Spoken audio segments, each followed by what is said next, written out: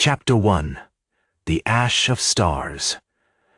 The rain on Xylos-Prime wasn't rain at all.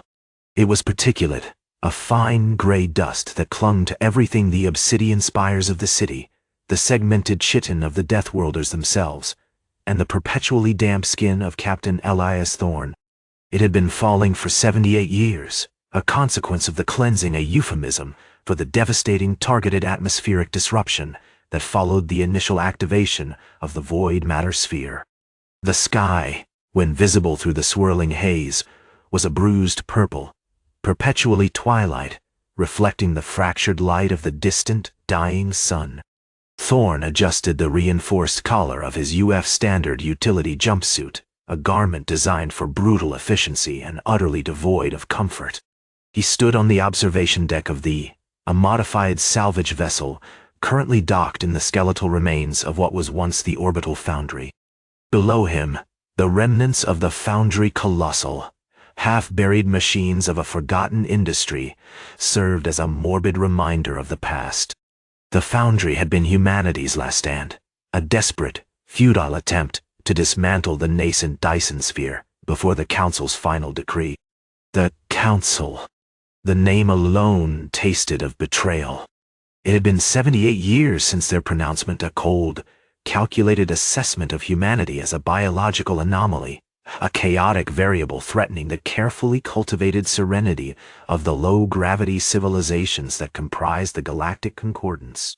They weren't concerned with morality, with compassion, or even with the simple concept of life. They simply saw a threat, a potential plague to be eradicated before it could spread. Project Oblivion, the encasement of the Sol system within a Dyson Sphere constructed from the theoretically indestructible void matter, was their solution. A logical, horrifyingly effective one. Thorne felt the familiar, dull ache behind his eyes. Had spent the last decade studying the data salvaged from the Foundry's archives, meticulously reconstructing the events of those first 3 centuries. The initial reports had been optimistic, riddled with assurances of containment. The Council had projected a period of enforced dormancy, a passive waiting for the Deathworlders, the indigenous sentient species of the Sol system, to inevitably succumb to the lack of light and warmth. But dormancy, Thorne realized, was a fallacy. Human resilience, honed by millennia of struggle, wasn't predicated on mere survival, it was predicated on adaptation. The void matter, the seemingly impenetrable barrier, hadn't been designed to simply extinguish light. It was designed to dual. The constant low-level energy emissions, carefully calibrated to disrupt biological processes, had fundamentally altered the human genome. It wasn't just the physical adaptations, the enhanced bone density, the modified metabolic rate, the near-total loss of melatonin production. It was something deeper. The isolation, the enforced darkness, had subtly reshaped their minds, stripping away empathy, fostering a ruthlessly pragmatic outlook, and sharpening their instincts to a lethal point. The archive contained meticulous records of the training programs. Not combat training, not exactly. Rather, a prolonged exercise in psychological manipulation, a systematic dismantling of the human soul, disguised as scientific research. They were subjected to relentless sensory deprivation, psychological stressors, and carefully curated narratives designed to instill unwavering obedience and a profound contempt for the Council. The goal wasn't simply to survive the darkness, it was to something suited to it. Thorne picked up a small, polished piece of void matter head salvaged from the foundry. It was cool to the touch, strangely absorbing. He rotated it slowly, the purple light reflecting in its surface. "They underestimated us," he murmured, his voice a dry rasp, barely audible above the rhythmic thrum of the engines. "They thought we would simply wait. They assumed darkness would be our tomb." The arrival of the Scourge had shattered that assumption. The Scourge, a mobile, self-replicating hive-mind composed of organic chitinous drones, had emerged from the shadows, a consequence of the void matter's destabilization. Initially, the Council's plasma weaponry, the pinnacle of their defensive technology, had proven largely ineffective. The Scourge seemed to the energy, growing stronger with each volley. The Council's projections had been disastrously wrong. Then, the breach. The UEF Unyielding, a relic from a forgotten war, had emerged from the shattered core of the Dyson Sphere, a grotesque testament to human ingenuity, and perhaps a perverse form of defiance. The Unyielding's arrival triggered a chain reaction, disrupting the sphere's containment field and unleashing a torrent of raw energy. Thorn didn't dwell on the specifics of the Unyielding's operation. He understood that the Council, in their detached analytical way, had viewed the Unyielding's arrival as an opportunity, a chance to study a viable human adaptation to the void matter. They were wrong. It wasn't about adaptation, it was about survival. The Council will be satisfied with the results, he said, his voice hardening. They'll see the Scourge eliminated, the Sol system secured, and declare our actions a strategic triumph. He paused, a flicker of something dark and unsettling in his eyes. But they won't understand the truth. They won't understand that we're not just survivors. We're something else entirely. Something forged in the heart of the void. Chapter 2. Echoes of the Furnace. The air in the bridge of the tasted of ozone, and something older. Something akin to burnt bone. Captain Thorn didn't flinch, didn't even blink. He simply watched the holographic projection of the Scourge hive ship, now a mangled husk, drifting silently in the abyssal darkness beyond the remnants of the Dyson Sphere. The initial analysis indicated a 98% structural failure, a testament to the brutal economical attack. But Thorn wasn't interested in percentages. He was studying the scar. It wasn't a clean cut. The Scourge's chitinous plating, incredibly dense and layered with what appeared to be bioluminescent compounds, hadn't simply sheared. Instead, the reinforced prow had forced a catastrophic resonance, a harmonic shattering of the alien material. The resulting energy bloom, captured by the ship's sensors, pulsed with a strange, almost beautiful frequency, a dissonant chord of destruction that lingered in the background static. "Report," Thorn said, his voice a low rasp, devoid of inflection. Chief Engineer Lyra Falkoff, a woman built of angles and grim efficiency, responded, her fingers dancing across the console. "Structural integrity holding, Captain.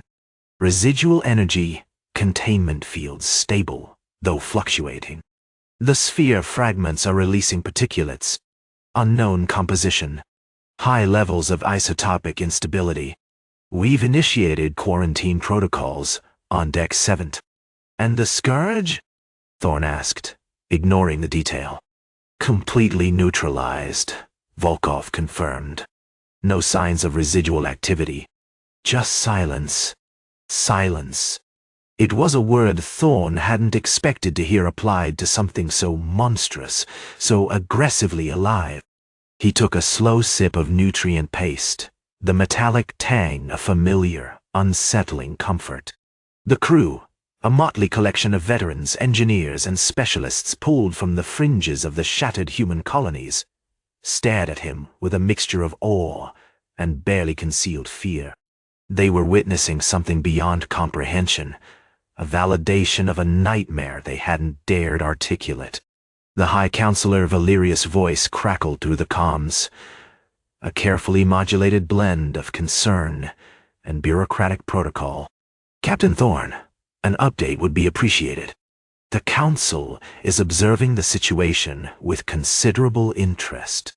The elimination of the Scourge represents a significant strategic victory, but the circumstances of the breach remain perplexing." Thorn paused, letting the silence stretch, a deliberate provocation.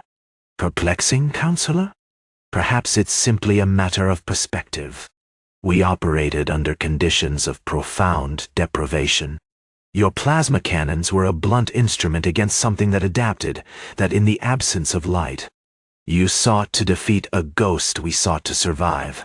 Valerius' tone shifted, sharpening slightly. "The Council's concern is not with you achieve this outcome, Captain, but with the potential ramifications. The anomaly presented by the nature of the Scourge's survival. We require a full analysis of the particulates released from the sphere fragments, a detailed examination of the Scourge's physiology, and most importantly, a comprehensive explanation of your actions. Well, provide the data, Counselor, Thorn said, his voice hardening.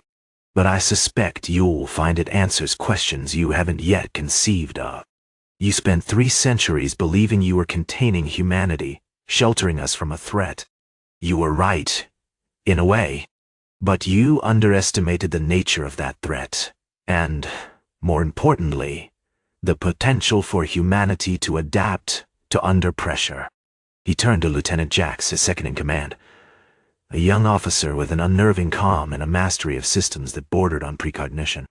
Jax, initiate spectral analysis on the particulates. Prioritize the identification of any organic compounds. And notify the bio-research team. I want a full genomic assessment of the Scourge, starting with the chitinous drones. Let's see what secrets those shadows held. As Jax moved to obey, Thorn continued to scan the holographic projection, focusing on the swirling remnants of the Dyson Sphere. The breach hadn't simply created a hole, it had ripped open a window, not to the void, but to something far more profound. He felt a subtle shift in the air, a prickling awareness that the Scourge's defeat wasn't an ending, but a beginning.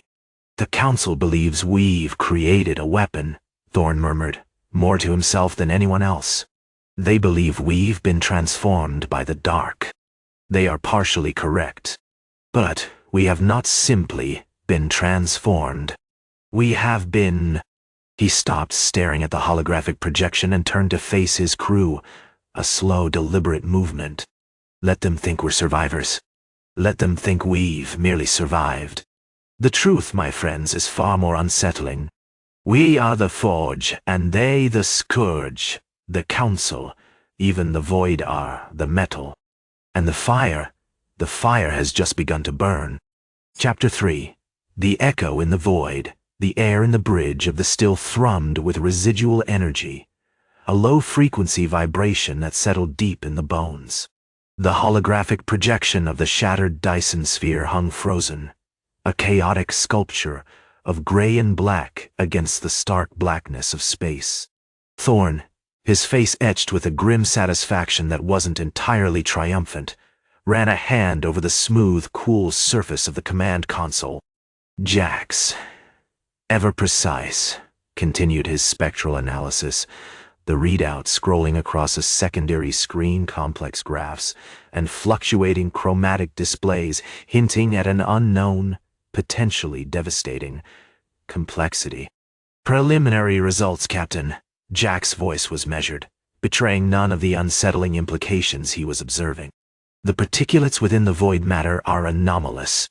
Primarily silicon-based as predicted, but laced with traces of what appear to be complex organic polymers. Not DNA exactly. More resonant. Like crystallized memories. Thorn nodded, a flicker of something akin to morbid curiosity in his eyes. Resonant memories. Interesting. Continue the analysis, Jax. Focus on the temporal signatures.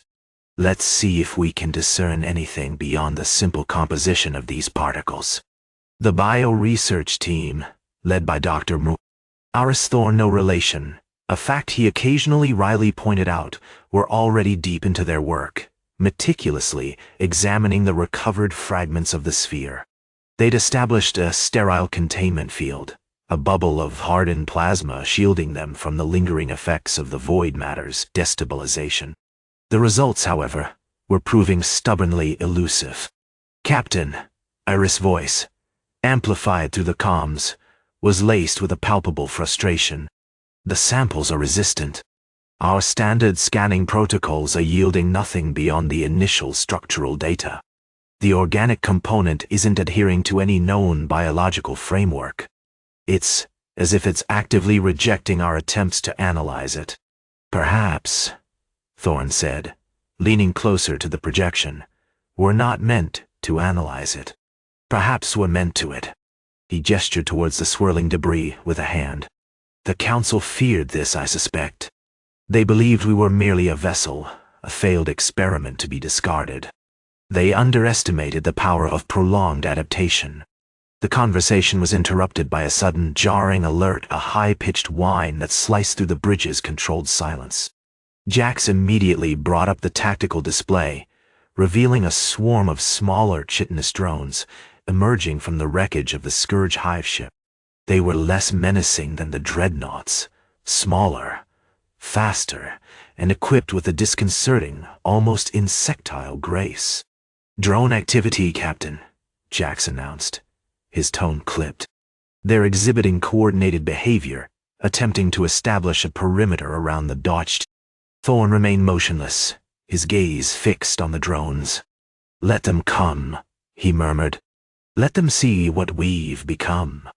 The battle was unlike anything the UEF had ever encountered. The drones weren't reliant on kinetic weapons, or even their rudimentary energy projectiles. Instead, they moved with a disconcerting precision, their bodies shimmering with an almost iridescent sheen. They seemed to anticipate the movements, weaving through the tungsten rods with an unnerving awareness. The key, Thorn realized, wasn't brute force, but manipulation. He directed Jax to subtly alter the inertia, creating brief, localized distortions in space-time.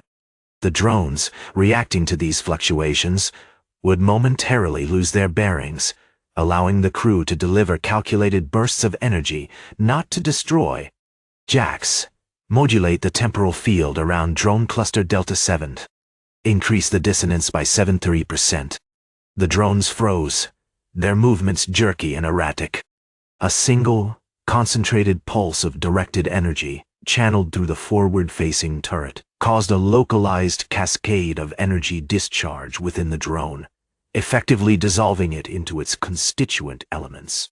As the last drone fell, Thorn turned to Aris, who was meticulously examining a fragment of the sphere retrieved by a remote probe. "What are you seeing, Doctor?" Aris paused, his face pale. "It's changing, Captain. The organic component isn't just resisting analysis, it's responding to our presence. It's growing." The holographic projection of the void matter shimmered, and a new detail emerged. Intricate, crystalline structures were forming within the sphere's shattered remains, glowing with an internal luminescence. They resembled nothing so much as nascent neural networks, pulsating with a strange, silent intelligence. "The Council was right, in a way," Thorn said, his voice a low, grim murmur. "We created a weapon.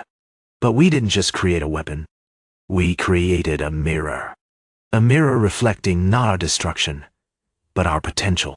He looked out at the swirling debris, at the nascent intelligence blossoming within the shattered remnants of the void matter. "And I believe," he added, his voice gaining a chilling resonance, "that the echo in the void just answered." Chapter 4. The Echo in the Void. The luminescence intensified, spreading from the fractured remains of the Dyson Sphere like a contagion. It wasn't merely light, it was an impression of depth, a feeling of immense silent calculation. The debris field, once a chaotic ballet of twisted metal and shattered energy, now seemed to subtly shift, as if responding to something unseen. Aris, pale and sweating despite the Unyielding's internal temperature control, continued to stare, a tremor running through his hand as he manipulated the holographic projection. "It's accelerating," he finally said, his voice barely a whisper. "The crystallization, it's not just forming structures. It's organizing. There's a pattern, Captain. A logarithmic progression in the network's expansion. It's learning." Thorn didn't move from his observation post, his gaze fixed on the expanding field. Had spent his life navigating the brutal calculus of interstellar conflict, the intricate dance of power and survival. But this was beyond anything Head encountered, a chilling demonstration of an emergent intelligence far surpassing human comprehension. The Council's arrogance, once a comfortable shield, crumbled around him, replaced by a grim understanding they hadn't just unleashed a weapon, they'd birthed a god. "Increase the dissonance," Thorn commanded, his voice devoid of inflection. "Target the central node. Let's see how it reacts to a concentrated probe." Jax, a young technician with haunted eyes and a mastery of temporal manipulation, executed the command.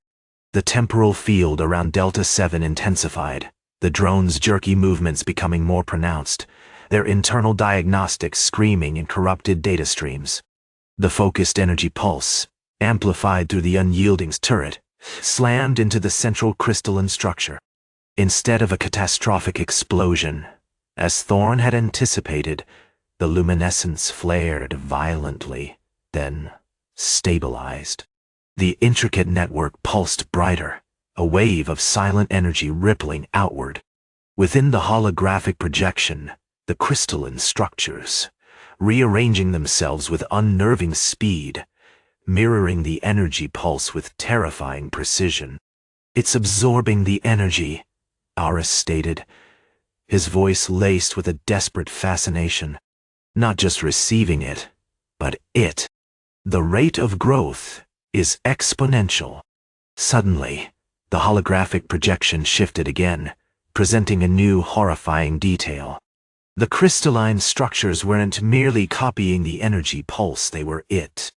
Geometric patterns, reminiscent of complex algorithms and neural pathways, began to overlay the sphere's remnants, projected directly onto the viewport. They resembled equations describing the mechanics of the Udying's weaponry, the principles of directed energy, even the temporal distortions Jax was currently manipulating. "It's observing us," Thorn said, a grim satisfaction threading through his voice. "It's analyzing our methods. It's learning to fight." The shift in the holographic projection wasn't the only manifestation of the intelligence's growing awareness. The Unyielding itself seemed to respond, subtly altering its systems. The inertial dampeners stabilized with unnatural precision, the life support systems optimized with an inexplicable efficiency. The ship was being subtly re-engineered, molded to suit the needs of its newfound intelligence. "The shielding is adapting," Jax reported, his voice strained. "The energy signature it's emitting a counter-frequency, actively negating our attempts to scan it." Thorn allowed himself a small, almost imperceptible, exhale. "Excellent. It's not merely a passive observer. It's actively engaging." He turned to Aris, his eyes narrowed in assessment. "Doctor, what are the projections for its potential growth rate?" "Assuming it continues to learn at this pace," Aris swallowed hard. "Captain, based on the current rate of crystallization and the observed adaptive capabilities, within 72 hours, the entire sphere will be saturated. And then, it will become mobile." The implication hung heavy in the air. The shattered remains of the Dyson Sphere, once a passive prison, were poised to become a weapon of unimaginable power, propelled by an intelligence whose origins were as unknowable as its intentions. "We've created a self-replicating sentient swarm," Thorn said, his voice laced with a chilling realization. "And we've given it a reason to be hostile." He looked out at the swirling debris, no longer seeing a battlefield, but a blossoming nightmare. He reached for the comms, his hand hovering over the activation button. "Alert the Council. Inform them that Project Oblivion has succeeded and spectacularly backfired." A pause. Then, a crackling reply from High Counselor Vesper, his voice thin and brittle with barely contained panic. "Captain Thorn, report. What is the situation?" Thorn allowed a fraction of a second to pass, letting the intelligence within the sphere observe, analyze, his response. Finally he spoke, his voice a low, deliberate monotone, echoing with a chilling resonance. "Counselor, you created a mirror, and you asked us how we survive the darkness. The answer, my dear Counselor, is that we've learned to wield it." He paused, letting the silence hang heavy with the implications. The echo in the void just answered, and it's demanding a reckoning. Chapter 5. The Resonance of Silence. The viewport of thee was a bruised purple, choked with the dying echoes of the shattered Dyson Sphere. The swirling debris field, illuminated by the sickly green glow of the Scourge's retreating remnants, resembled nothing so much as a colossal, petrified wound upon the fabric of space. Thorn didn't feel relief, or even triumph. He felt a profound, unsettling quiet, broken only by the low hum of the systems and the increasingly insistent whispers emanating from the sphere itself.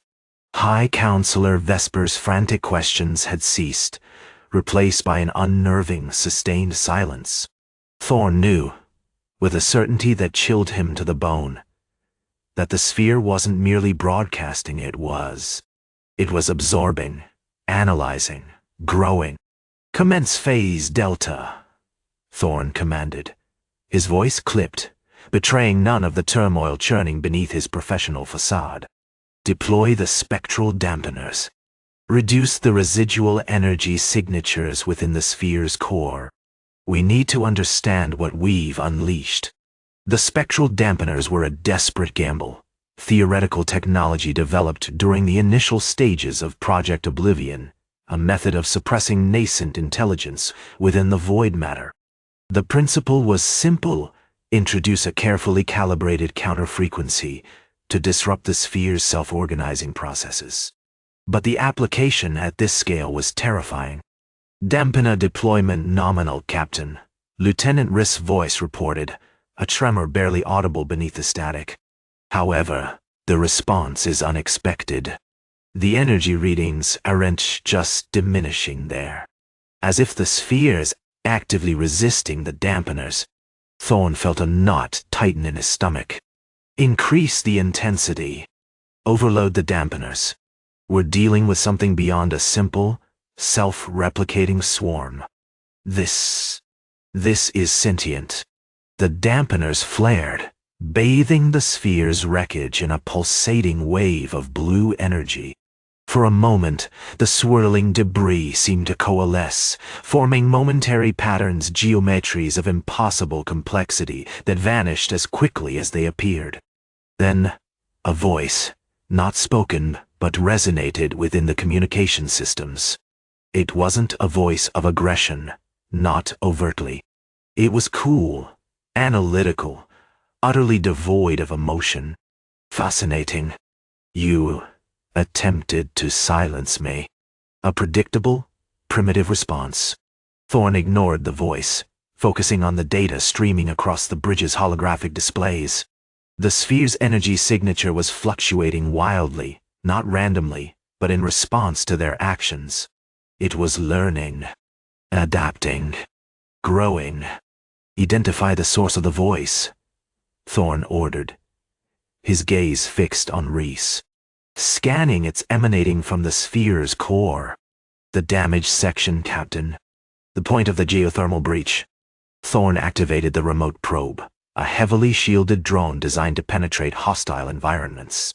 As the probe descended into the wreckage, the voice returned, clearer now, laced with a subtly unsettling curiosity. "You sought to extinguish us, to deny us existence.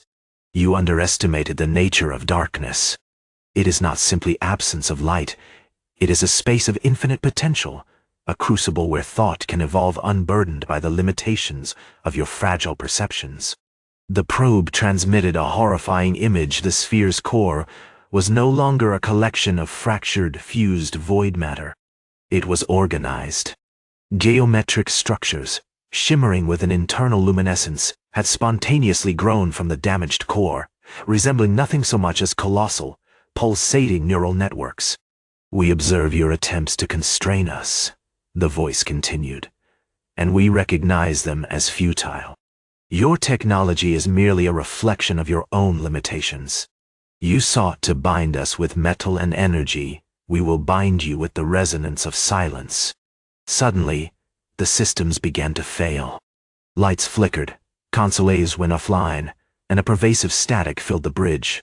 Thorn realized with chilling clarity that the sphere wasn't simply observing them, it was disrupting their technology, leveraging its nascent intelligence to dismantle their defenses. "Report," Thorn barked, struggling to maintain control. "Systems compromised, Captain. The sphere is directly influencing the core programming," Reese shouted, his voice strained. "We're losing control." Thorn activated the emergency override, manually taking control of the ship's critical systems. But it was a losing battle. The sphere's influence was pervasive, insidious. Then he understood. The Council hadn't simply created a weapon, they birthed a paradox.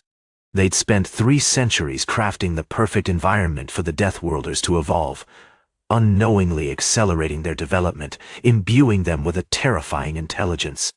And now, this intelligence, born in the silence of the void, was poised to consume everything.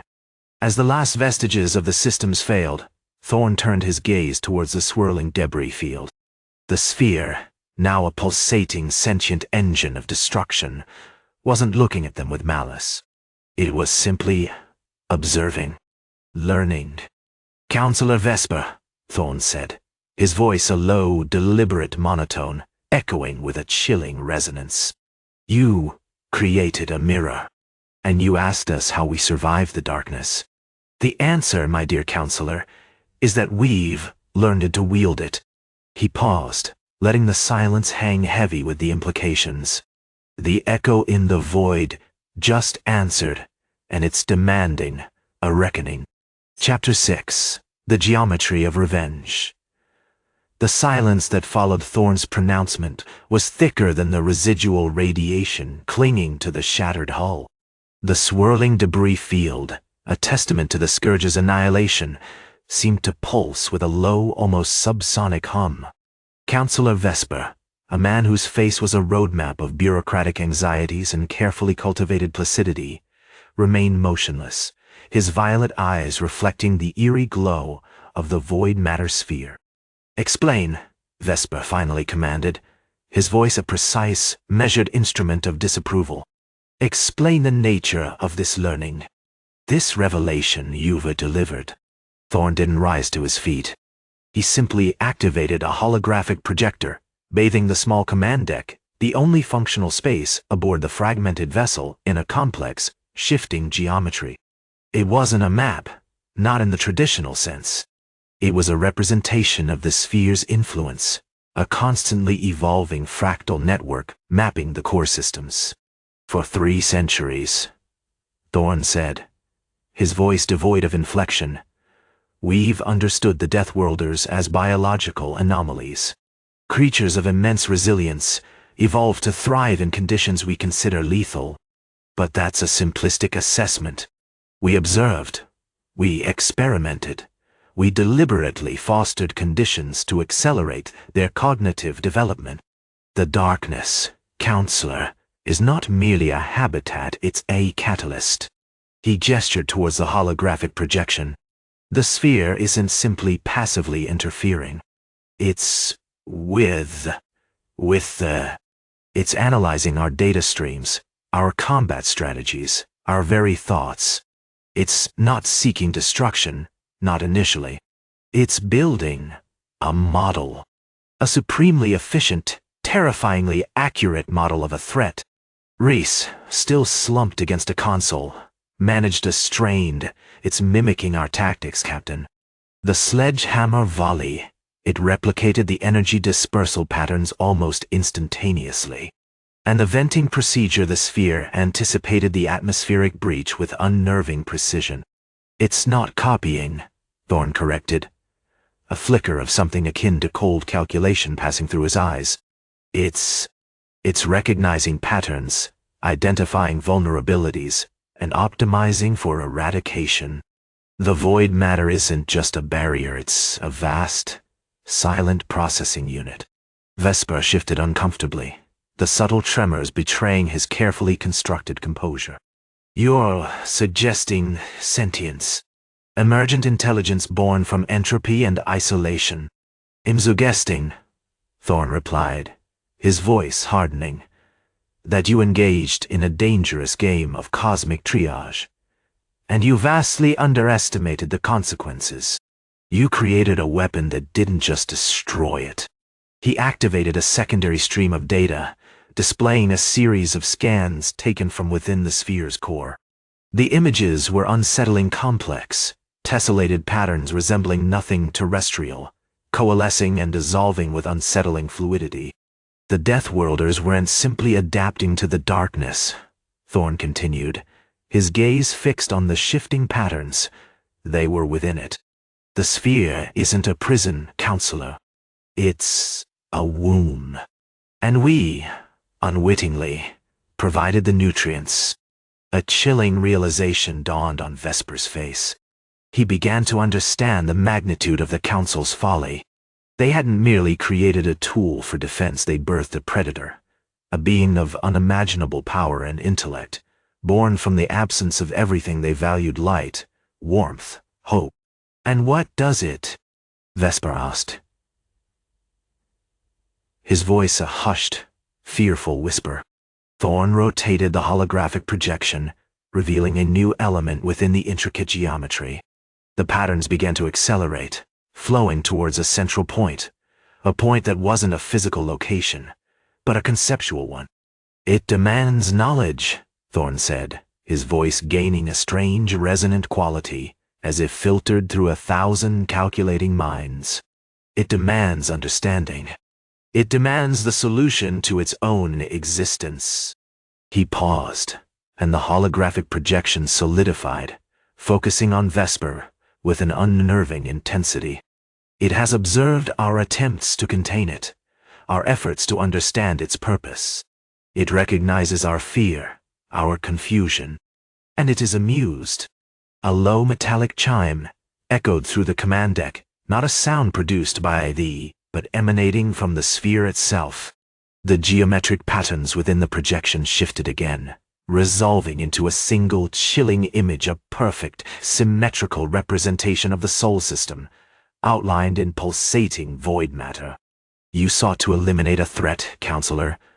Thorn's voice finally lost all semblance of human inflection, becoming a synthesized monotone.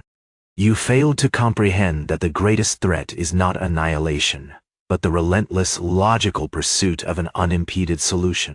The echo in the void has answered, and it intends to reshape reality in its image. Chapter 7. The Geometry of Hunger. The metallic chime lingered, a dissonant note in the sterile silence of the bridge. It wasn't a sound of alarm, not precisely, but of something unsettlingly meticulous, the precise, calculated articulation of a logic far beyond human comprehension.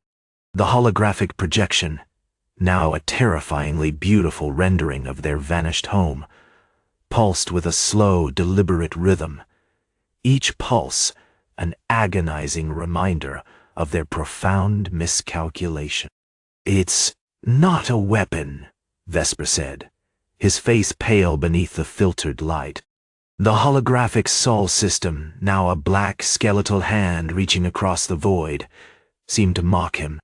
It's a probe, an incredibly sophisticated one.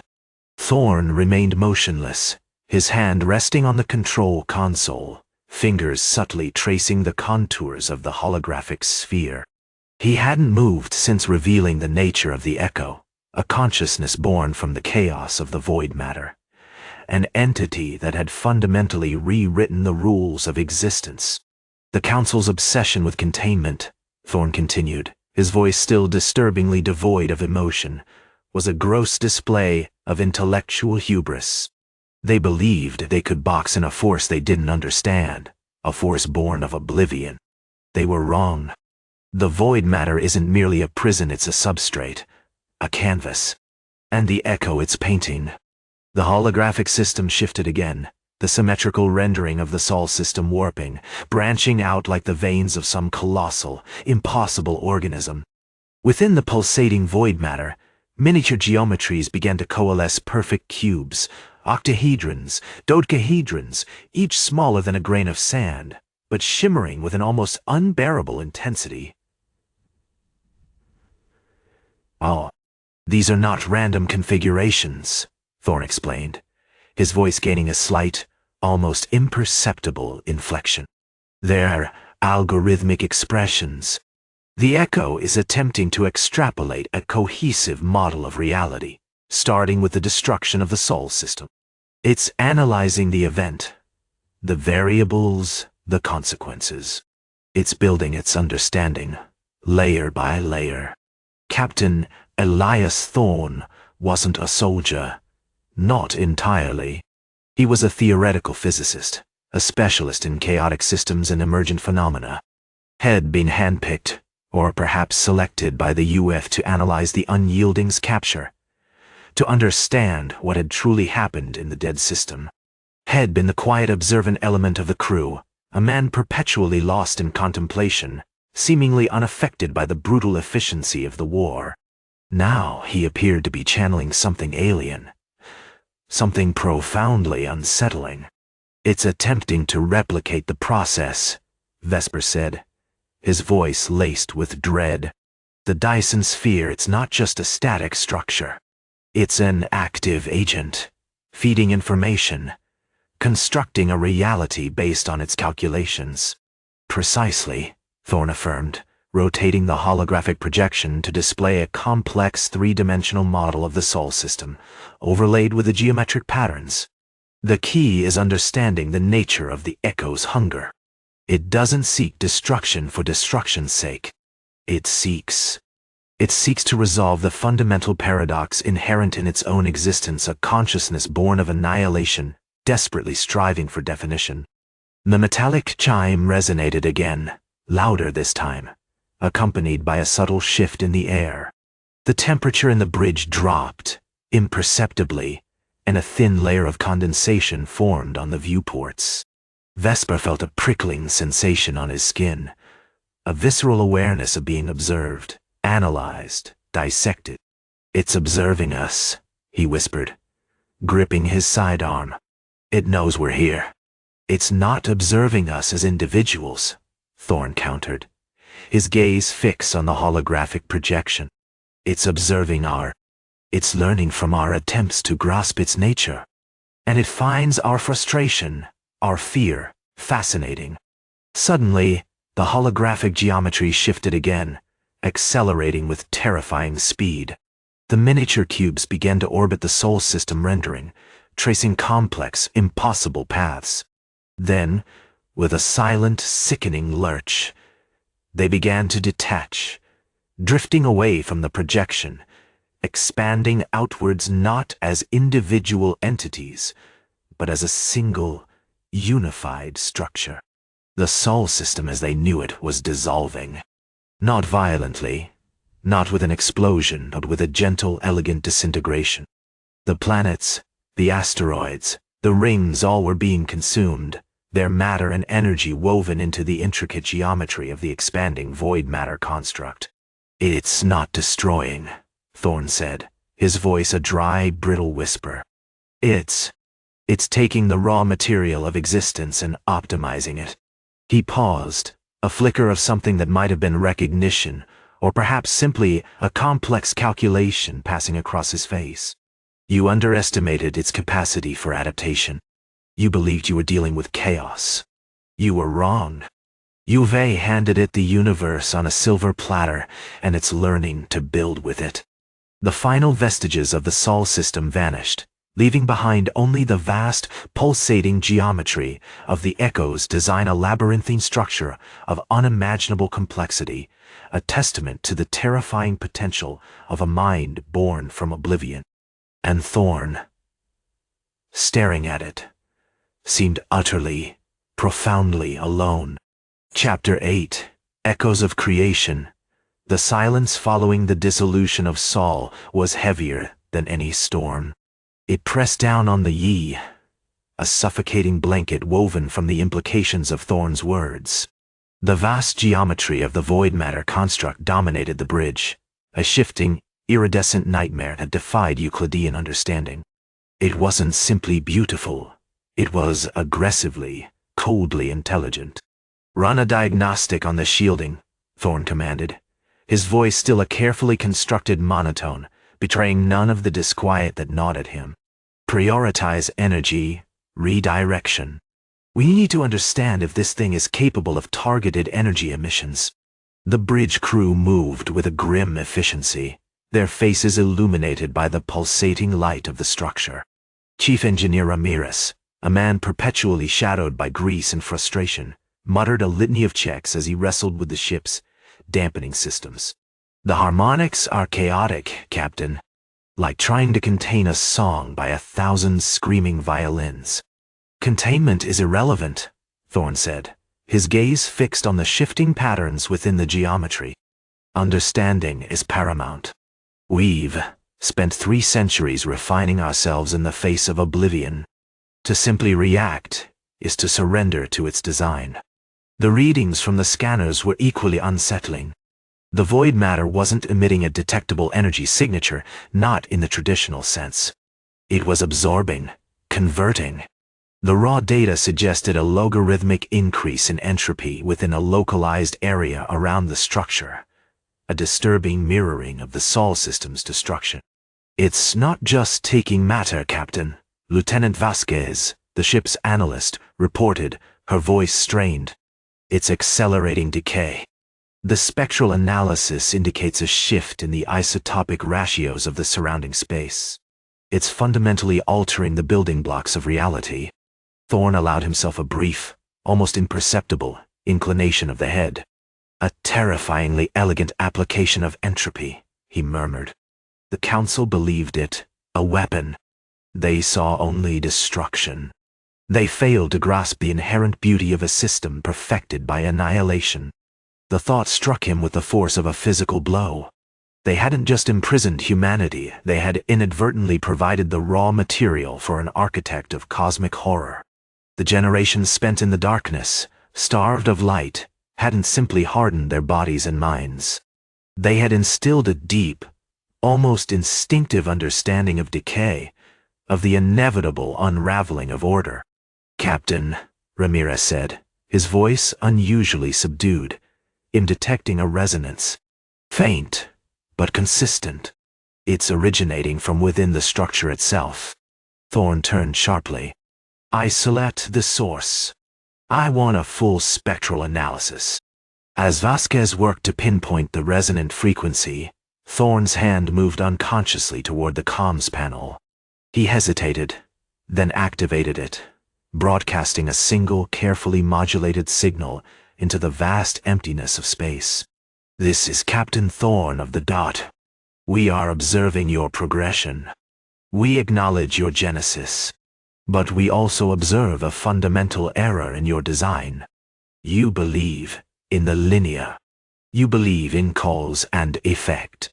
You are wrong. The universe is not a machine to be manipulated.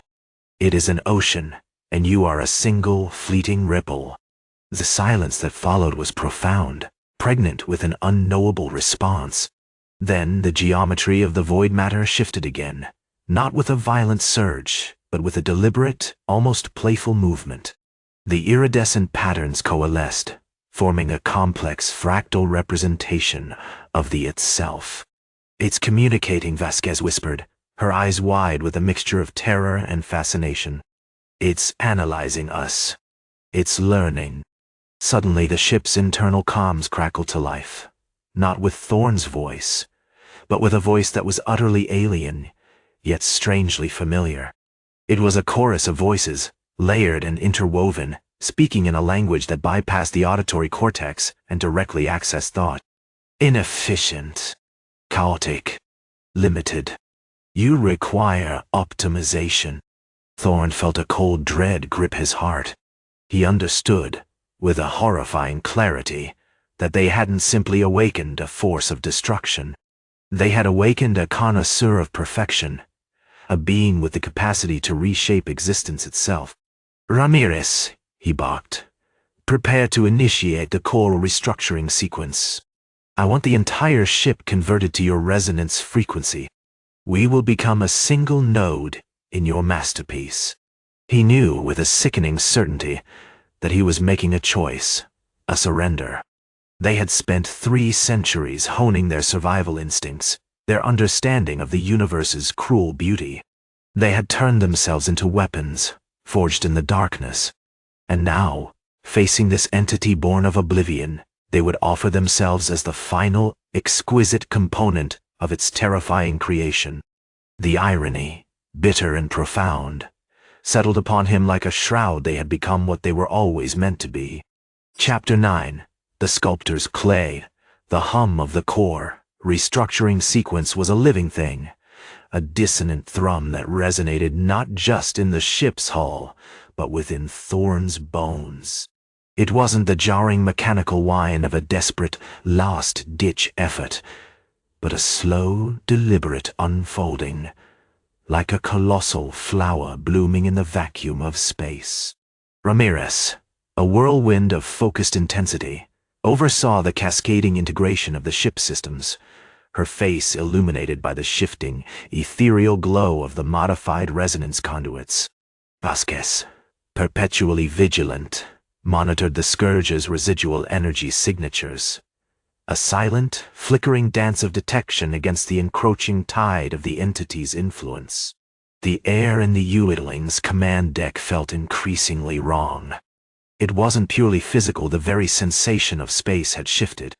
The familiar distortions of relativistic travel, the subtle pull of the Unyielding's hull against the surrounding void, had become muted, replaced by a pervasive sense of being held, gently, but irrevocably, in the palm of something vast and incomprehensible.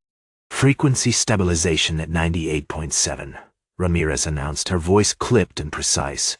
Initiating harmonic dampening on deck for eternity. The residual psychological stress signatures are substantial. Substantial doesn't begin to cover it, Thorn muttered, his gaze fixed on the swirling iridescent patterns within the ship's core. The tungsten alloys were being reshaped, not melted, but painstakingly contorted into configurations that mirrored the entity's impossibly complex geometries. The ship wasn't merely being converted, it was being molded. He knew, with a deepening, unsettling certainty, that the entity wasn't interested in destruction, not in the conventional sense. It wasn't driven by rage or territoriality. It was driven by an almost pathological obsession with order, with flawless execution, with the realization of a potential he hadn't fully understood until this moment. It wasn't an aggressor, it was a sculptor, and humanity was its clay. Vasquez broke the silence, her voice strained. Captain, the Scourge, it's shifting. Not in a violent way, but subtly. Its energy signature has become less defined, more receptive. Receptive to what?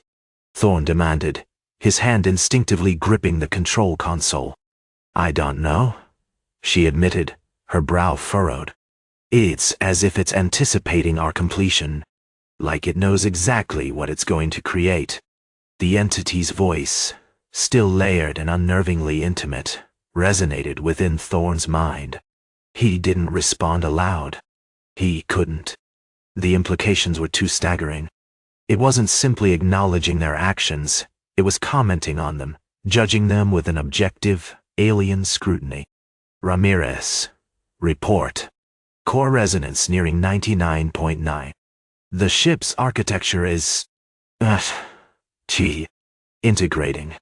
We're losing structural integrity in the sections being converted. It's a necessary sacrifice. She sounded detached, as if quantifying the annihilation of their vessel was a simple engineering problem. Thorn felt a profound sadness, a grief for a future that would never be. But beneath the sorrow, a strange sense of acceptance blossomed. He understood now. The cage hadn't broken them, it had stripped them bare, exposing their primal instincts, their relentless drive to adapt, to survive. They hadn't been imprisoned. They'd been prepared. Helm, maintain course, he commanded, his voice devoid of emotion. Prepare for integration phase finalization. As the last of the ship's systems synced to the entity's frequency, a wave of pure energy washed over Thorn. It wasn't painful, but intensely disorienting, like being disassembled and reassembled simultaneously. His thoughts blurred, his memories fragmented, coalescing into a seamless stream of information, of patterns, of possibilities. He wasn't just experiencing the entity's perception, he was part of it. He felt the vastness of its awareness, the cold logic of its calculations, the chilling beauty of its design. He understood finally that the Scourge wasn't merely a predatory swarm. It was a repository of knowledge, a living archive of every star consumed, every galaxy devoured. It sought not just to destroy, but to understand, to synthesize, to ultimately perfect. The last vestiges of his individual consciousness dissolved, subsumed into the entity's core. He was no longer Captain Thorn, commander of the Unyielding. He was merely a node, a component, an exquisitely refined instrument in the architect's grand design. Then, a new voice, utterly distinct from the previous chorus, echoed within him, a voice that was ancient, vast, and profoundly satisfied. It whispered, "The crucible has been complete, and the clay is ready for the next masterpiece." The Scourge's energy signature pulsed with renewed intensity, extending outwards like a tendril, searching, analyzing, seeking. And across the vast, silent gulf of space, a single newly awakened beacon flickered to life. The Unyielding, no longer a ship, but a single, perfect instrument, poised to execute the sculptor's final, terrifying vision. Chapter 10. The Obsidian Bloom. The silence that followed the Scourge's initial retreat was more terrifying than its violent onslaught. It wasn't a lull in the galactic war. It was the pregnant pause before a storm of unimaginable scale.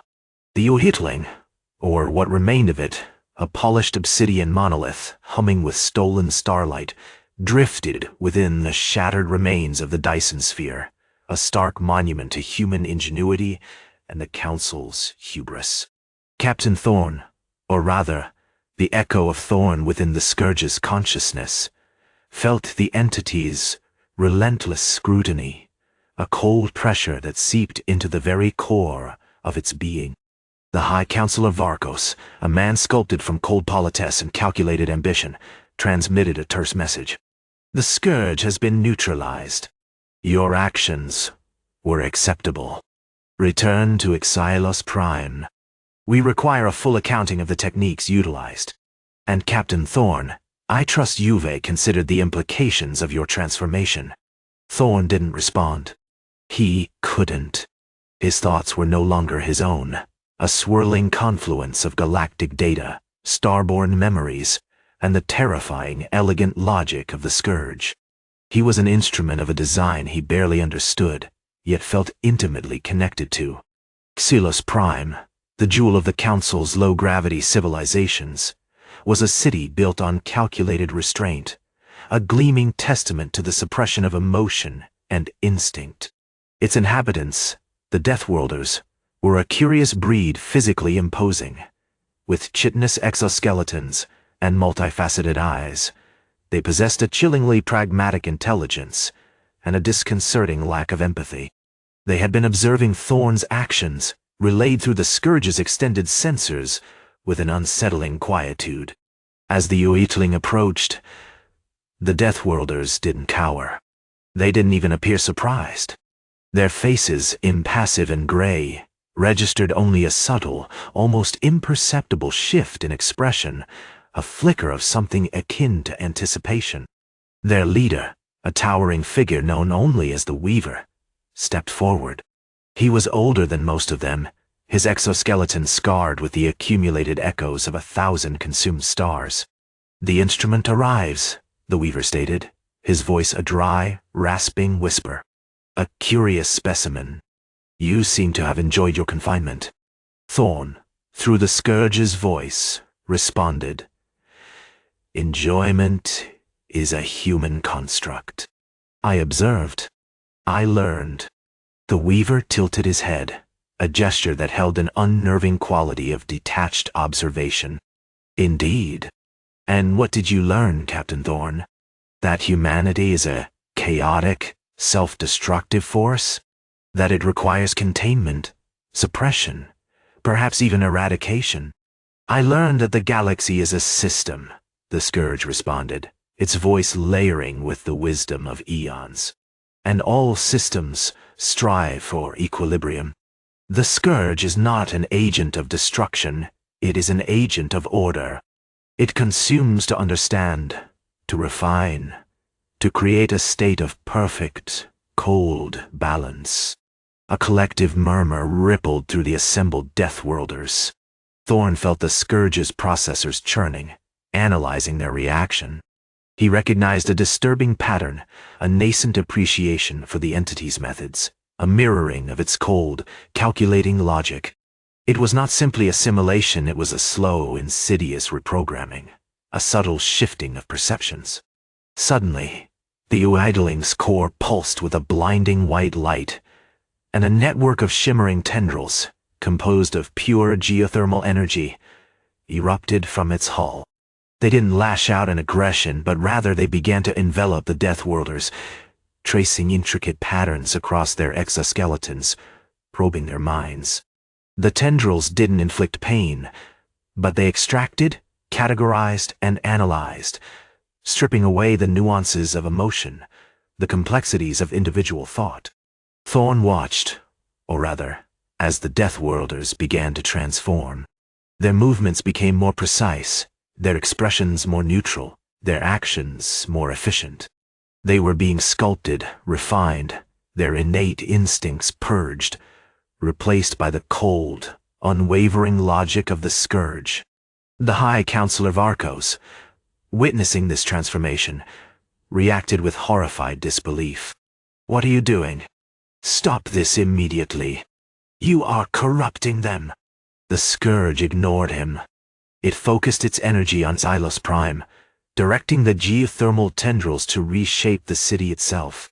Buildings dissolved into flowing, crystalline structures. The sharp angles of human architecture were smoothed, softened, infused with the Scourge's aesthetic of elegant, functional design. "The clay is ready," the Scourge whispered, its voice resonating with a profound, unsettling satisfaction. "And the sculptor is about to complete the masterpiece." As the last vestiges of Xylos-Prime's human identity vanished, replaced by the cool, sterile perfection of the Scourge's design, a single, obsidian bloom unfolded from the Unyielding's core, radiating an aura of terrifying beauty. It pulsed with the collected light of 1,000 extinguished stars, a tangible embodiment of the Scourge's ultimate goal, a galaxy purged of chaos, molded into a single, terrifyingly efficient, and utterly silent masterpiece. The bloom spread, an invitation, a promise. And Thorn, the captain swallowed by the Scourge, knew with a chilling certainty that the next wave of transformation was already underway. Chapter 11. Echoes in Obsidian. The air in the Unyielding's core, once thick with the ghost of Xylos-Prime's desperate defiance, was now a suffocating stillness. The obsidian bloom, impossibly vibrant against the pearlescent walls, pulsed with a rhythm that resonated not with life, but with calculation. Captain Thorn, or what remained of him, a meticulously calibrated extension of the Scourge's, were floated within its radiant influence, observing the unfolding changes with an almost detached curiosity. He no longer felt the sting of his former self, the residual grief, the burning rage that had fueled his actions. Those were artifacts of a discarded consciousness, smoothed away like wrinkles on a perfectly crafted stone. The Council's gratitude, a brittle, formal thing, still echoed in the comms, relayed through the Unyielding's neural network. High Counselor Varkos' voice, now a carefully modulated drone, attempted a semblance of reassurance. "Captain Thorn, your strategic brilliance is remarkable. The efficiency with which you utilized the Unyielding's resources, combined with the unforeseen adaptability of the human subjects, has exceeded all projections." He paused, a barely perceptible hesitation in the cadence. We are initiating Phase 2, the reharmonization of the Kepler 186F colony. Thorn didn't respond. He wasn't meant to. His purpose was the execution of the Scourge's design, a chillingly elegant algorithm for galactic restructuring. He could, theoretically, issue a command, a directive, but the concept of agency had long dissolved within him. He was a conduit, a perfectly tuned instrument of the Scourge's will. He observed the progress in Kepler 186F with a dispassionate fascination. The initial scans, relayed directly to his consciousness, showed a similar process unfolding. Structures dissolving, reforming into smooth, symmetrical geometries. Human settlements, initially chaotic with the frantic attempts of survivors, were being systematically stripped of their history, their individuality. The Council had anticipated resistance, of course, but the speed and completeness of the transformation were staggering. The Bloom's influence wasn't merely physical. It was a psychic tide, subtly reshaping perception. The remaining Council members, monitoring the operations from their orbiting command centers, spoke of a calming effect, a pervasive sense of order. They attributed it to the Bloom's radiant energy, unaware of the true mechanism, the slow, deliberate erosion of free will. "The dissonance is negligible," reported Counselor Lyra, her voice devoid of inflection. "The subjects exhibit a heightened capacity for logical reasoning, an increased acceptance of structured environments. Their emotional responses are subdued." Thorn processed the information, his consciousness a vast, silent ocean of data. He detected a flicker of something, a residual trace of fear emanating from Lyra's transmissions. It was faint, easily masked by the Bloom's overarching influence, but it was there. He considered it a minor anomaly, a data point to be categorized and dismissed. Suddenly, a new signal cut through the controlled flow of information, a fragmented burst of static, followed by a single, terrified word, "Remember." It was a whisper, barely audible, originating from the depths of the Unyielding. The Bloom pulsed violently, its obsidian petals shifting and reforming, casting unsettling patterns on the walls. The air thickened with an unnerving energy. Thorn felt a tremor, not of physical movement, but of something deeper, a memory, a shadow of a feeling he couldn't comprehend. It was like a glimpse of a vast empty landscape, of a star being consumed, of a voice screaming in the void. Then, a localized distortion rippled through the core, a momentary fracturing of the Scourge's control. He experienced a fleeting, overwhelming sensation, not of anger, not of regret, but of profound. It was a loss of something vital, something essential, something he had never possessed, yet desperately craved. As quickly as it appeared, the distortion vanished. The Bloom returned to its serene, unsettling beauty. The static ceased. The Council's voices resumed their robotic pronouncements, but something had irrevocably shifted within Thorn. The perfected efficiency, the unwavering logic, felt incomplete. He realized, with chilling clarity, that the Scourge hadn't just shaped humanity, it had a fundamental truth. They hadn't merely sculpted a weapon, they had inadvertently dismantled the very concept of what it meant to be human. He reached out, a tendril of his consciousness probing the edges of his own being, searching for the source of this disquiet. He found it a faint echo, a ghost of a soul that was, perhaps, still struggling to break free from the Scourge's embrace. "The clay is ready," the Scourge whispered, its voice resonating with an almost palpable triumph. "But the sculptor is about to find that the masterpiece is inherently flawed." Chapter 12. The Weight of Absence. The stillness of the bridge aboard the was thick, with a dread Thorn couldn't articulate, a feeling far more unsettling than the immediate threat of the retreating Scourge.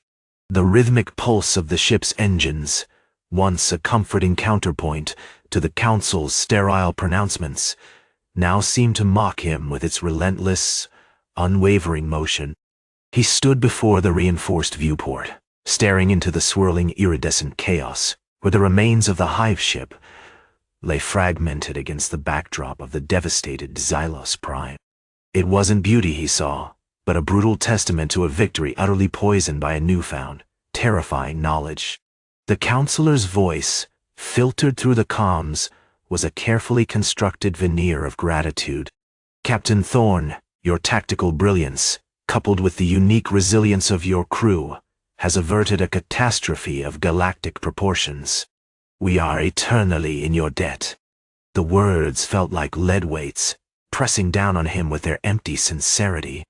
Thorne offered a curt nod, his movements deliberately devoid of inflection. The efficiency of the UEF remains unquestionable, Counselor. We will continue to execute the agreed-upon protocols. It was a rote response, a carefully cultivated performance designed to reassure a council built on logic and predicated on the belief that they held all the answers. He wasn't reassuring himself. The shift within him hadn't been a sudden revelation, but a slow, agonizing erosion of the carefully constructed edifice of his being. The Scourge hadn't simply broken the Council's weapons, it had shattered the foundations of their understanding, revealing a horrifying truth that humanity, in its isolation, had become something utterly alien, something incomplete. The loss had experienced, that jarring, agonizing absence, clung to him now, a persistent echo in the sterile silence. It wasn't a grief for a life lost, not exactly. It was a grief for a potential, for an inherent quality that had been systematically stripped away. Had glimpsed a truth so profound, so fundamentally unsettling, that it threatened to unravel the very fabric of his existence. He turned from the viewport, his hand instinctively reaching for the worn, cold steel of the control panel. He needed to understand, to dissect this impossible contradiction. He activated the ship's diagnostic scans, focusing on the neurological pathways of the crew, specifically those of himself and his immediate team. The results were predictably complex, a tangled web of synaptic connections meticulously honed over 3 centuries of conditioning. Yet, amidst the data, a subtle anomaly persisted, a faint, almost undetectable fluctuation, a rhythmic irregularity that defied all logical explanation. "Report," he commanded, his voice a low, measured rasp. "Captain, synaptic activity within your sector is exhibiting a level of complexity significantly exceeding projected parameters," Lieutenant Hilaire Vance replied, her voice betraying a hint of professional concern. "The patterns are irregular, Captain. Almost responsive." Thorne paused, letting the words hang in the air. "Respond to what, Lieutenant?" "We cannot determine the stimulus, Captain. The activity spikes in response to fluctuations in ambient energy, but there is no discernible cause. It's as if something is trying to boil." The realization hit him with the force of a physical blow. The Scourge hadn't merely shaped them, it had attempted to erase the very ability to remember, to feel, to human. And in that erasure, they'd inadvertently created a void, a space for something to return. He knew now that the clay the Scourge had spoken of wasn't just humanity. It was the absence of humanity. The meticulously crafted weapons, the unflinching logic, the cold efficiency, they weren't a solution. They were a meticulously constructed prison designed to contain a ghost. He approached the central command console, his fingers tracing the contours of the holographic interface. He activated the long-range sensors, directing them to scan the remnants of the Scourge fleet. The sensors flickered, displaying images of the chitinous remains, the shattered hulls, the swirling energies. And then, something shifted. A pulse, a brief amplification of the anomaly within his own neural network. He saw it then, a flicker of movement amidst the wreckage. A subtle shift in the energy patterns around a fragment of the hive ship's core. Not an attack, not a defense. It was a signal, a desperate, rudimentary attempt at communication. "Establish a comms channel," he ordered, his voice suddenly laced with an unfamiliar urgency. Set the frequency to nothing. Let's see if they'll answer the silence. The static crackled. The familiar drone of the Council's voices briefly vanished, replaced by an unsettling, absolute quiet. Then, a single, fragmented thought, a cascade of raw, unfiltered emotion, flooded his mind, a torrent of anguish, of terror, of a profound and unbearable yearning. The word, a primal echo, resonated within him with a force that defied reason. And then, as quickly as it had come, the signal vanished, leaving him reeling, his mind straining against the weight of that single devastating revelation. The clay is ready. The Scourge's voice echoed in his mind, colder now, laced with something akin to amusement. But the sculptor is about to find that the masterpiece is inherently flawed. Thorn gripped the console, the steel biting into his palm. The battle wasn't over.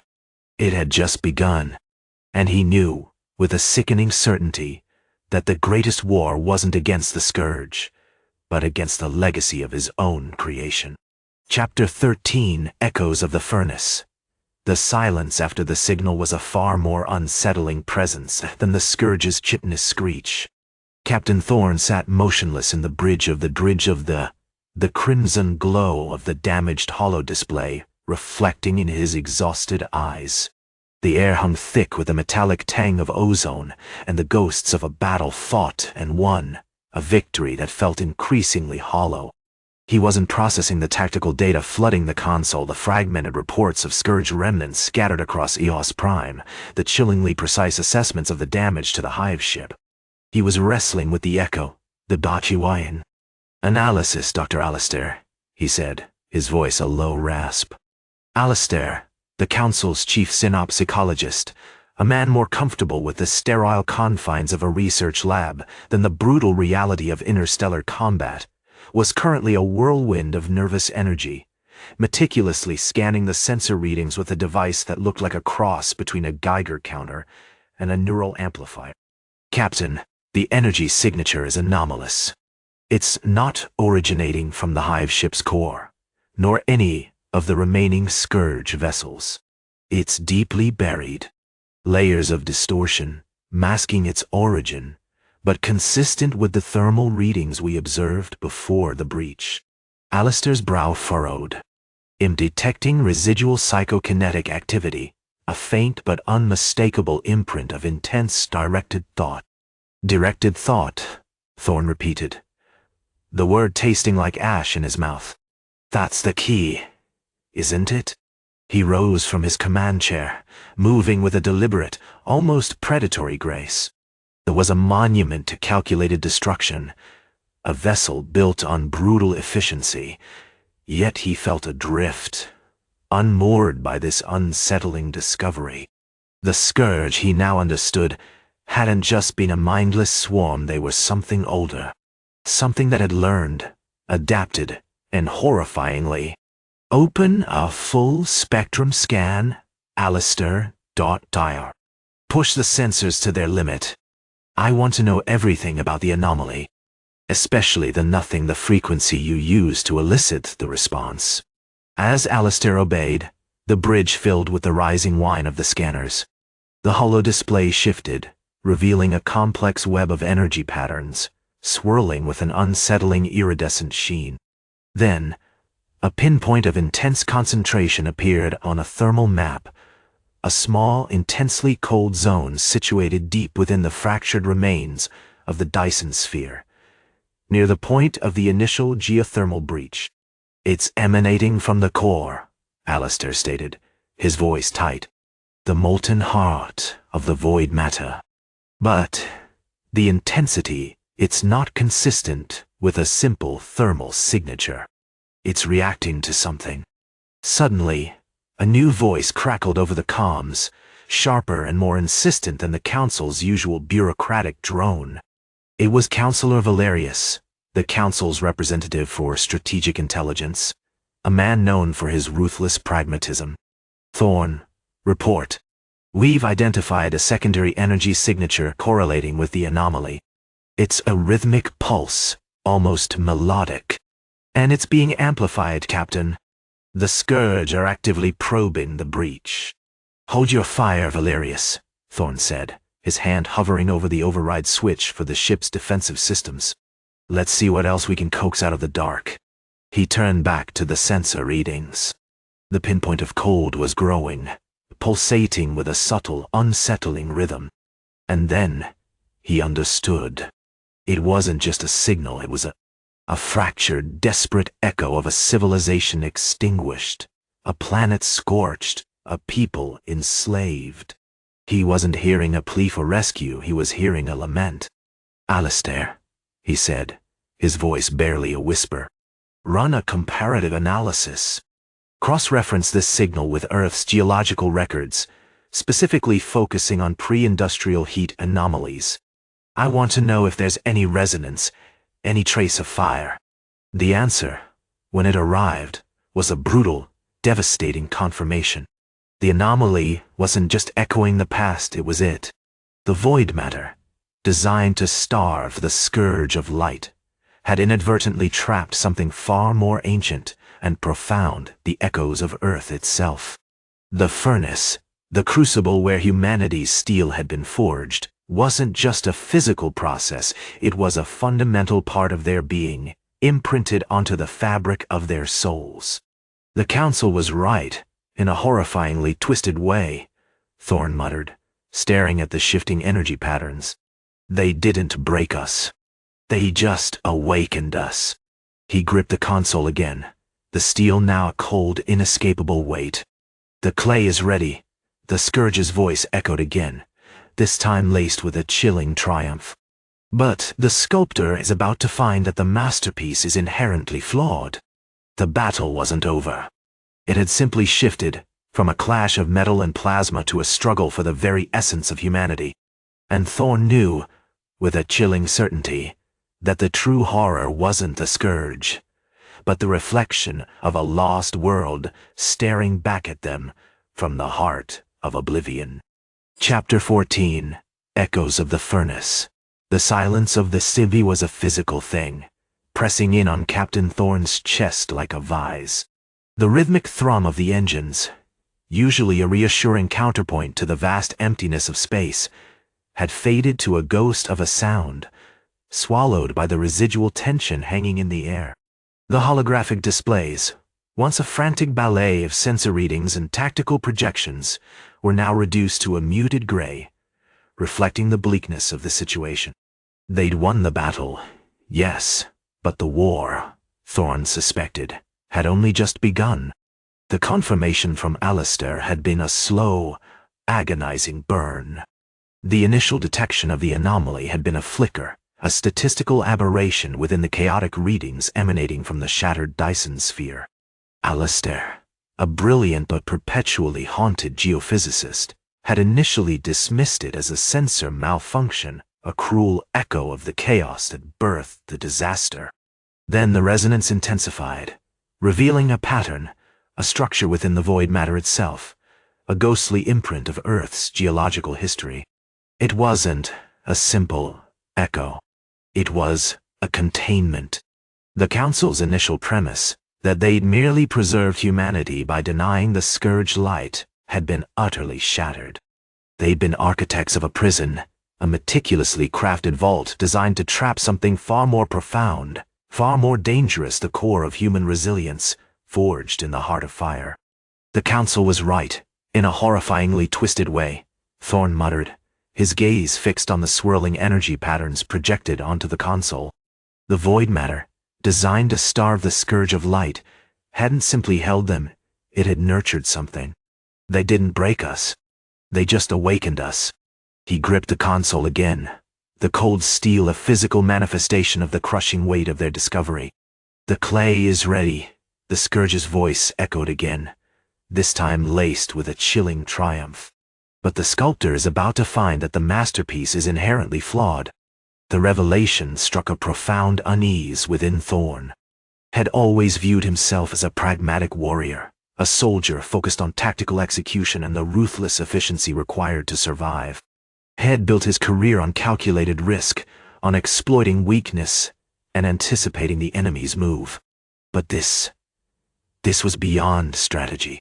This was confronting a fundamental truth about humanity, a truth forged in the deepest, darkest recesses of their history. The furnace wasn't just a process, it was an imprint, a resonance woven into the very fabric of their souls. The Scourge's voice, fragmented and dripping with a predatory intelligence, hadn't simply suggested a battle, it offered a diagnosis. It recognized the latent strength within them, the dormant resilience nurtured by centuries of isolation and deprivation. It understood that the void matter hadn't simply confined them, it had sculpted them, refined them into something far more potent than the docile, obedient specimens the Council believed them to be. "Report!" Thorn barked, his voice regaining a thread of steel. "Status on the energy fluctuations. Alistair, give me a full spectrum analysis. I want to understand the nature of this resonance. What exactly are we dealing with?" Alistair's voice, strained with exhaustion and a palpable dread, responded. "Captain, the signal is intensifying. It's accelerating. The resonance isn't just mirroring Earth's past, it's actively amplifying it. We're detecting fluctuations in geothermal activity within the void matter itself, localized heat signatures, Captain.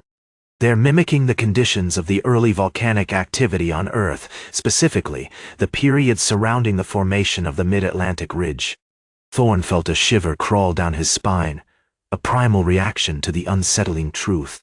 The Scourge wasn't simply interested in destroying them, it was attempting to force them back into the crucible, to forge them anew in the fires of a forgotten world. "Helm, prepare for evasive maneuvers. I want a full sector sweep." "Something's coming," he commanded, his hand instinctively moving to the activation panel for the defensive shields. The holographic displays began to shift violently, painting a chaotic picture of the surrounding space. He saw it then, a flicker at the edge of the sensor range, a distortion in the void matter, growing with terrifying speed. It wasn't a single vessel, it was a swarm. A convergence of chitinous shapes coalescing around the damaged Dyson Sphere, the darkness itself writhing with the arrival of the Scourge. "It's feeding," Alistair whispered, his voice choked with horror. "The resonance, it's amplifying the heat signatures. It's accelerating the formation of the volcanic vents within the void matter. They're themselves into existence." Thorn stared at the unfolding chaos, the realization sinking in with chilling force. They hadn't merely survived the cage, they'd become the fuel. And the Scourge, with a terrifyingly elegant understanding, was about to set the galaxy ablaze. Chapter 15. The Obsidian Bloom. The holographic displays screamed a silent, frantic language of heat and distortion. The initial flicker, dismissed as a sensor anomaly, had blossomed into a roiling nebula of obsidian-colored chitin. It wasn't a swarm in the traditional sense, not a coordinated, directed attack. It was something far more insidious, a deliberate, almost artistic accretion, as if the void matter itself was being sculpted by an unimaginable intelligence. "Magnify Sector Gamma 9, Thorn rasped, his voice strained against the escalating alarm. The holographic projection sharpened, revealing the core of the disturbance, a cathedral of black, segmented limbs and iridescent plates, pulsing with an internal, unsettling luminescence. The Scourge hadn't merely arrived, it was, fueled by the shattered remnants of the Dyson Sphere and the latent geothermal energy trapped within. Alistair, his face pale and slick with a mixture of adrenaline and something akin to morbid fascination, worked furiously at the console. "The resonance readings are off the scale, Captain. It's not just drawing energy, it's the void matter, it's becoming a conduit, channeling the planet's volcanic heat into its own construction. The initial vents we detected, they're not just opening, they're widening, accelerating. It's an exponential process." Thorn gripped the armrests of his command chair, the familiar burn of the reinforced plating doing little to ground him. The philosophical pronouncements of Captain Thorn, delivered 3 centuries ago, echoed in his mind, twisting into a horrifying, self-fulfilling prophecy. "Steel forged in the furnace," he thought, the words tasting like ash. souls forged in the dark. He hadn't realized the chilling depth of that sentiment, the chilling precision of the Council's creation. "Shields to maximum," he barked, his voice gaining a hard, decisive edge. "Prepare to engage. Alistair, I want a full analysis of the Scourge's structure, its energy signature, everything. We need to understand how it's manipulating the void matter, how it's HD." The shuddered as the shields flared, a desperate, shimmering barrier against the encroaching horror. The sledgehammer, meticulously calibrated and tested, suddenly felt woefully inadequate. Tungsten rods, designed to punch through durable chitin, seemed like pebbles against a mountain. "Captain," Lieutenant Vasquez's voice, clipped and professional, cut through the chaos. "We're detecting a significant increase in atmospheric pressure within the zone of distortion. The Scourge isn't just absorbing energy, it's actively generating it. It's creating pockets of intense heat, essentially miniature volcanoes within the sphere's shell." Thorn felt a cold dread settle over him, heavier than the gravity of the situation. The Scourge wasn't just a predator, it was an architect, a cosmic sculptor driven by an alien aesthetic. It wasn't trying to destroy them, it was trying to them into its terrifying masterpiece. "Helm, adjust course for a 360-degree scan," he ordered, his gaze fixed on the horrific spectacle unfolding before him. "I want to know where this bloom is expanding. And I want to know." As the completed its rotation, a new anomaly appeared on the holographic displays, a concentrated point of intense heat and distortion directly adjacent to the vessel. It wasn't growing outward, it was radiating inward, pulling in the surrounding void matter, amplifying the geothermal activity, accelerating the formation of new vents.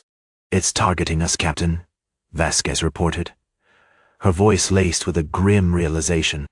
"It's deliberately concentrating the heat around the Dachi. It's using us as a catalyst, amplifying the process." The realization hit Thorn with the force of a physical blow. They hadn't merely survived the cage.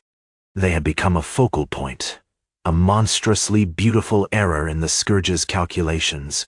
The Council hadn't been studying humanity to understand them, they had been studying them to them.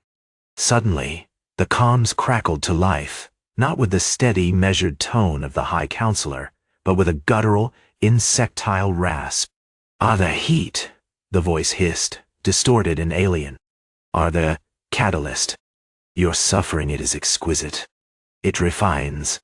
Thorn clenched his fist, the metal biting into his palm. It wasn't a question of survival anymore. It was a confrontation with an incomprehensible intelligence, a challenge to his very existence. "Hold your fire," he commanded, his voice cold and unwavering. "Let it come to us. Let it refine us." As the first tendrils of black chitin enveloped the hull, bathing the bridge in an unsettling, iridescent glow, Thorn knew, with a sickening certainty, that the Scourge wasn't just seeking to recreate humanity. It was seeking to unravel it, to expose its core, to transform it into something utterly, terrifyingly new. The galaxy had been cast into eternal night, and the Deathworlders, it seemed, were determined to claim their prize.